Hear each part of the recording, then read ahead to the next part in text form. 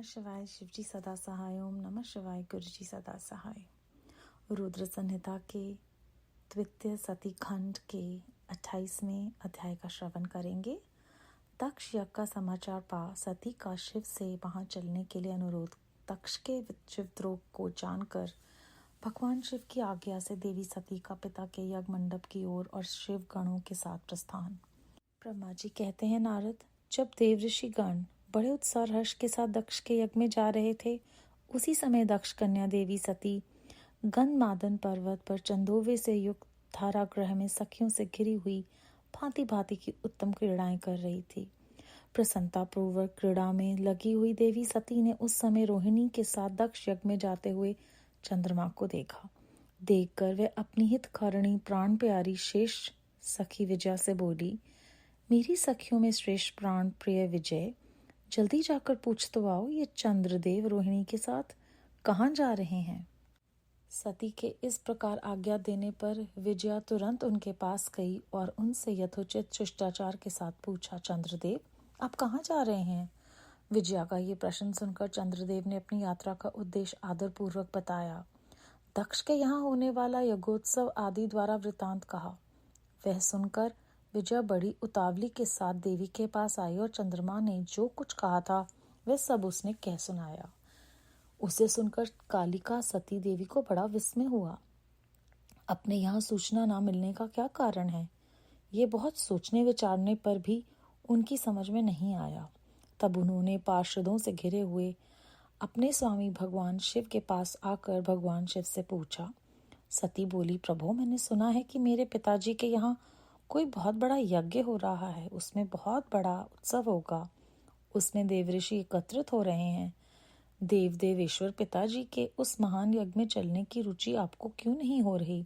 इस विषय में जो बात हो वह सब बताइए। महादेव सहृदयों का यह धर्म है कि वह सहृदयों के साथ मिलें जुलें। यह मिलन उनके महान प्रेम को बढ़ाने वाला है। अतः प्रभु मेरे स्वामी, आप मेरी प्रार्थना मानकर सर्वथा प्रयत्न करके मेरे साथ पिताजी की यज्ञशाला में आज ही चलिए। सती की यह बात सुनकर भगवान महेश्वर, जिनका हृदय दक्ष के वाग्यवाणों से घायल हो चुका था, मधुर वाणी में बोले, देवी, तुम्हारे पिता दक्ष मेरे विशेष द्रोही हो गए हैं। जो प्रमुख देवता ऋषि अभिमानी मूढ़ और ज्ञान शून्य हैं, वही सब तुम्हारे पिता के यज्ञ में गए हैं। जो लोग बिना बुलाए दूसरों के घर जाते हैं वे वहां अनादर पाते हैं, जो मृत्यु से भी बढ़कर कष्टदायक है। अतः प्रिय, तुमको और मुझको तो विशेष रूप से दक्ष यज्ञ में नहीं जाना चाहिए, क्योंकि वहां हमें बुलाया नहीं गया है। ये मैंने सच्ची बात कही है।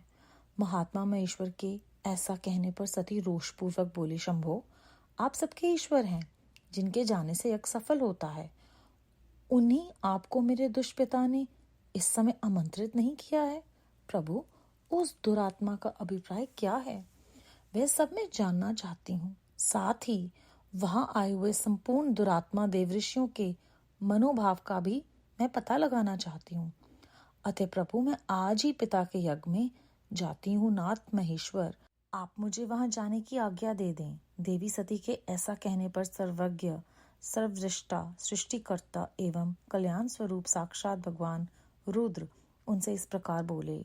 शिव ने कहा, उत्तम व्रत का पालन करने वाली देवी, यदि इस प्रकार तुम्हारी रुचि वहां अवश्य जाने के लिए हो गई है तो मेरी आज्ञा से तुम शीघ्र अपने पिता के यज्ञ में जाओ। ये नंदी वृषभ सुसज्जित है।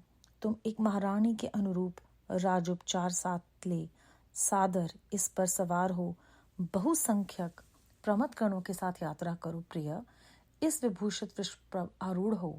रुद्र के इस प्रकार आदेश देने पर सुंदर आभूषणों से अलंकृत सती देवी सब साधनों से युक्त हो पिता के घर की ओर चली।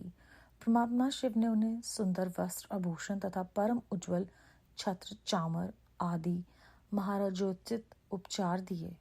भगवान शिव की आज्ञा से 60,000 रुद्रगण बड़ी प्रसन्नता और महान उत्साह के साथ कौतूहल पूर्वक सती के साथ गए। उस समय वहां यज्ञ के लिए यात्रा करते समय सब और महान उत्सव होने लगा। महादेव जी ने गणों के शिव प्रिय सती के लिए बड़ा भारी उत्सव रचाया। वे सभी गण कौतूहल पूर्वक कार्य करने तथा सती और शिव के यश को गाने लगे। शिव के प्रिय और महान वीर प्रमथगण प्रसन्नता पूर्वक उछलते कूदते चल रहे थे। जगदम्बा के यात्रा काल में सब प्रकार से बड़ी भारी शोभा हो रही थी। उस समय जो सुखद जय जयकार आदि का शब्द प्रकट हुआ, उससे तीनों लोग गूंज उठे थे। अध्याय 28 समाप्त।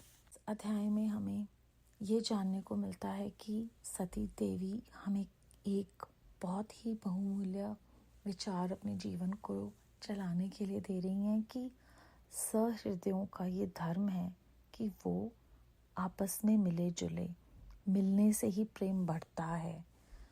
उसके विपरीत यहाँ पर उनके अंदर जो उत्सुकता थी जानने की कि क्या हो रहा है, क्यों हो रहा है, वे हम सब में होती है।